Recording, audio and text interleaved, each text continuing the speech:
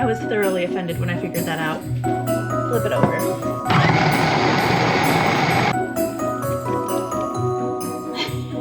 The poor goat did a nosedive. Looks like a pumpkin pie. Smells like a carrot cake. Hello, welcome back to Sage and Stone Homestead. My name is Heather. It's another crappy day outside today, so we are in the kitchen doing another kitchen project, and I had talked about these magazines a couple weeks ago. One of the things I really love about stuff like this, besides the fact that it's tangible, is within the pages there are things that I didn't even realize that I needed to know or that I wanted to know. And today we're going to do a recipe that I have never heard of. There's actually several recipes on this same section, the same segment. Delicious desserts with carrots, parsnips, and beets. And I don't know if you've noticed, but I'm kind of a dessert person. Some of the desserts that are listed in here is this carrot ginger cupcake, which look at how moist and gorgeous that looks. This one is titled Blow Your Mind Beet Brownies. And then the recipe that we're doing today is a parsnip pie. Okay, so those of you that have been following the channel for a little while, you understand my relationship with parsnips. I like them. But I grew parsnips this spring, gorgeous plants. Like the plants got nice and big, the parsnips were pretty long, and I was really actually very pleased with the harvest considering that that bed that they were in was brand new. But I didn't realize at the time that the parsnip leaves have some kind of substance in them that is photosensitive. And I'll put a picture in right here. I had the parsnips just bundled in my arms and I was so proud of them. And I guess, you know, later on that day I was out in the sun for a few hours and I received some very intense burns from that harvest. And I actually still, I don't know if it's going to come up on camera, but I have quite a few visible scars like this one right here. That's from the parsnips right there. Lots of these discolorations that you see on this side, especially on my hand, that's from the parsnips. And so I put away the parsnip harvest this spring and I haven't touched it. So today we're actually going to do something with some of these parsnips. I want my cool little jar back anyway. Now the recipe inside the magazine says to use a puff pastry as the crust. I do have some store-bought pie crusts in the freezer, but it's very common for me to not take things out of the freezer when I need them, so I have not planned properly, which means I need to hand make a pie crust, which honestly, it sounds more complicated than it really is. Of course, Betty Crocker would never do us wrong, and she's got a pie crust recipe in here. Did you guys know Betty Crocker is not a real person? I was thoroughly offended when I figured that out. 1 cup flour. Can't find my measuring spoon. 1/2 teaspoon salt. Eyeballed. 1/3 cup plus 1 tablespoon shortening or lard. You can also use butter. Butter is an amazing flavor. I happen to have some lard here from our Cooney pigs. And again, I am just gonna eyeball it. They say it is ideal if your lard or shortening is cold because you'll get a flakier crust. I give you permission to have a little bit of leniency with yourself in that situation because I haven't found it to be super important. But again, I'm not necessarily a baking purist either. I've got this little dough cutter to help incorporate the fat into the flour. You could use a fork or a couple knives to literally cut in the fat. All I'm looking to do is to get the fat well distributed. It's gonna look like, you know, little tiny dumplings when we're done.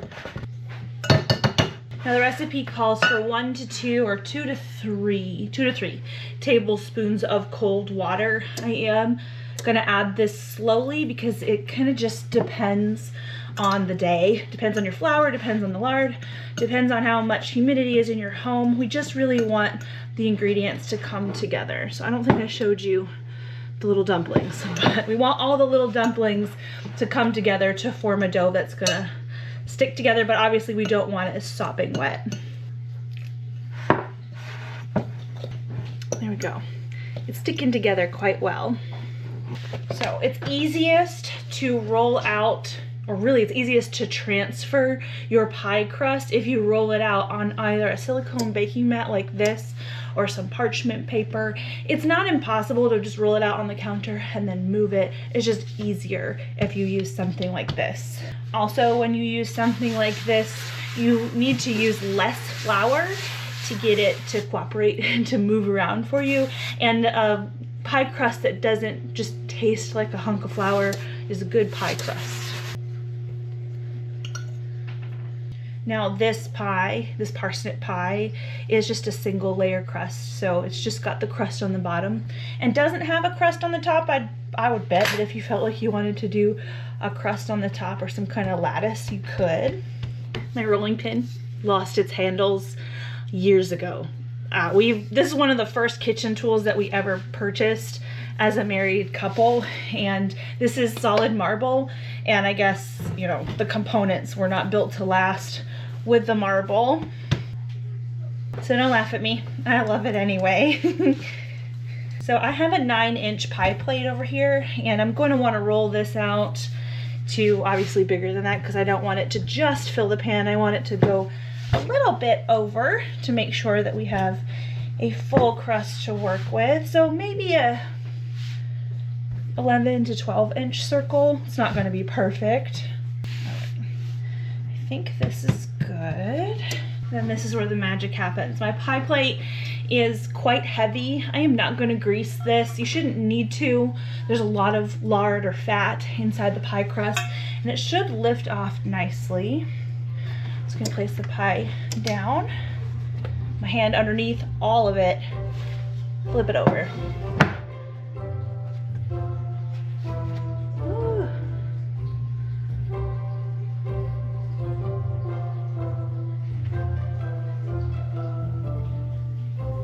There we go. Now I did get a couple little holes, but that's fine. Easily remedied by pinching the dough on itself. It'll seal those holes right up.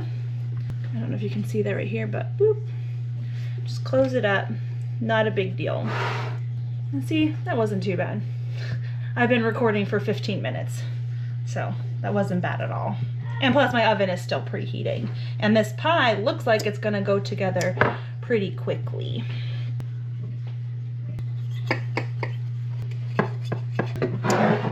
Even though this is a single crust pie, we can save these little bits and put something fun on the top of our pie. So I'll just put that over here. Now we make the filling. I do have my oven preheating to 350. Alrighty, so the recipe calls for 1.5 cups of cooked parsnip. It just so happens that this little guy was canned at one point, and so all of the parsnips inside are already cooked. I am just gonna drain them. And I think, because this is a pint jar, that this is probably, once all of the liquid is drained out and the parsnips are blitzed up, it's probably about 1.5 cups of parsnips, so it's perfect. If you have never had parsnip before, parsnip is a lot like carrot. It's almost sweeter. It's definitely more nutty of a flavor. Really, really good. I like parsnips. It's just parsnips didn't like me earlier this year, and so I'm trying to warm back up to them. 1/2 cup maple syrup, which I do not have. However, I do have some of our dark honey, which has a very maple syrup type flavor. It's really dark. Let's see, do I have? Not quite. So I'll have to go pull one off of the shelf. This is not quite as much as we're gonna need. Next, 1 cup whole milk. This is from our Goaty Girls. Teaspoon of vanilla extract. 3 egg yolks. These are from our hens. We are still getting quite a few eggs. It helps that we had a lot of new layers hatch this year. And so even though we've got the light on our girls to get eggs in winter, we probably would still be getting eggs anyway, since a lot of first-year hens do lay through winter. Not all, and probably not in all areas. But we've got our 3 egg yolks. Put those in. That's definitely going to help this come together like a custard. Recipe calls for 1/2 teaspoon of cinnamon. I like cinnamon a lot, so I think I'm going to do a little bit more. It's probably 1 teaspoon. and then ½ teaspoon nutmeg. This is definitely like a fall flavored pie.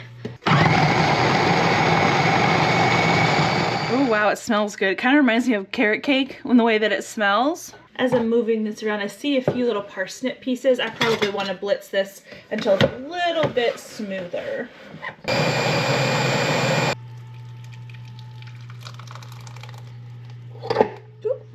So I do want to make a little cutout to set on top, but it's so liquidy right now that I'm afraid that my cutout is going to sink. So I think what we'll do is pop this in the oven and maybe place our cutout in the middle, halfway through. We need to cook this 350 for 35 to 40 minutes. So I'll set my timer for 20 minutes and then we'll put our cutout on.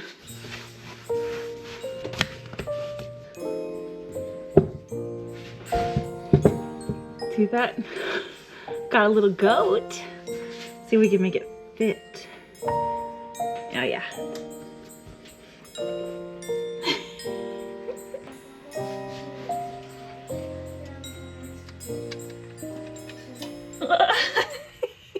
Oh no. That was a fail. The poor goat did a nosedive. Speaking of goats, we're gonna do our advent calendar for today, but I was looking in this issue of Backwoods Home and I saw this cute little cartoon. Actually, this whole section is about dairy goats.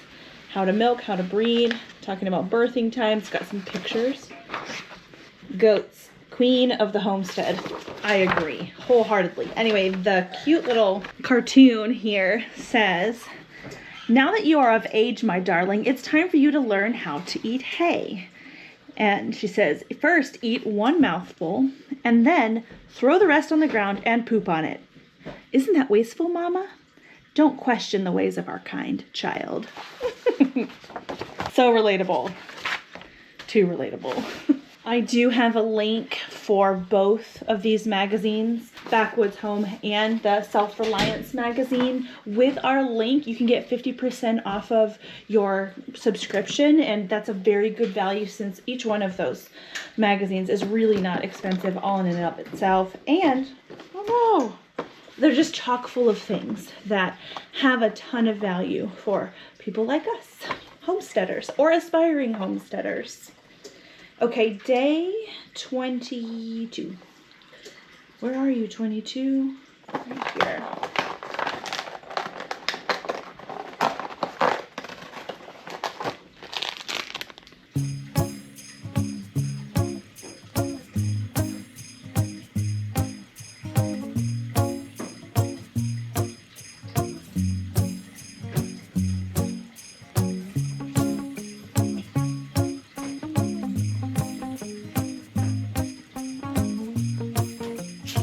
So I think I was actually supposed to make the wreath with this darker green and then decorate it with the lighter green, but things went differently today. And you know what? That's all right.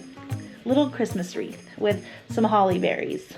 I happen to know that this wreath is going to adorn our sleigh from much earlier in December. And so I think I'm just going to stick it on here right now, just so I don't lose track of it. There's a bunch of little things just all over my kitchen table at this point.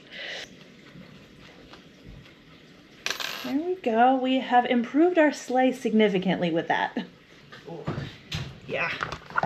We're almost at time, but when I move this, you can see it's jiggling. Can you see that?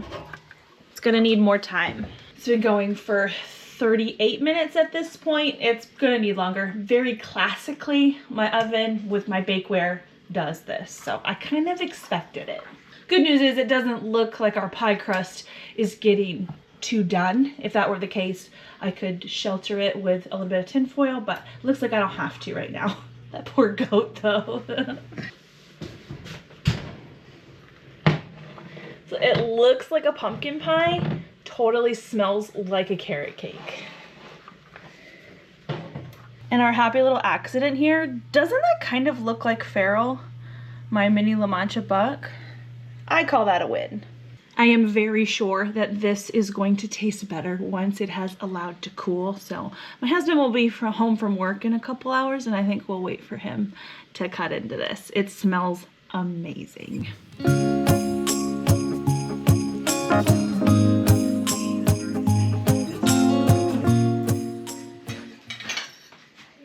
You know what that is? I had assumed it was pumpkin pie, but I'm guessing I was wrong. It's not pumpkin pie. It looks like pumpkin pie. What does it smell like to you? Not pumpkin. I have no idea. I'm also smelling the bread, so it's very confusing. One of my friends gave us some cream cheese bread for Christmas, so we're gonna eat some of that too. But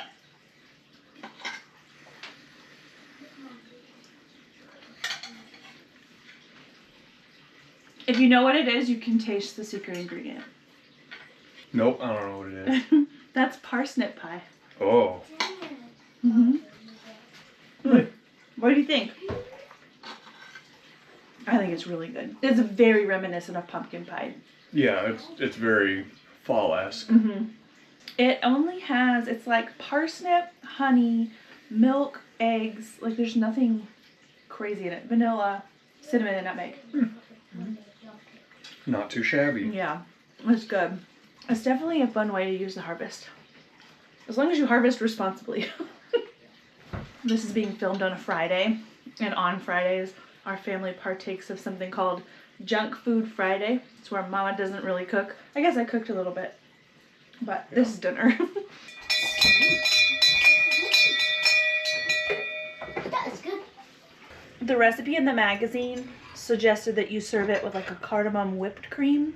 I didn't make that. I don't have any cream right now. Plus, I'm that type of person. I don't really like whipped cream on my pie. I don't like ice cream with my cake. I'm kind of weird that way. Would you have liked it with whipped cream? Probably. It would have been good, but I don't think it was necessary. Yeah, it's not necessary. Good morning, guys. It's the next day. Junk Food Friday went very, very well. The parsnip pie was very good. It's a good way to use up that root vegetable in the state that it's in cans. Obviously, there's other ways to eat it, but that's a really fun way. So I'm going to leave a link in the description box for you guys if you want to check out those magazines. Like I said, they're filled with a bunch of very useful information for new homesteaders that have been doing it for a very long time. Like I said, for me, there's things in there that I didn't even know that I wanted to know or needed to know, and I'm finding out different ways to use things that we harvest off of our farm, which I think is really cool.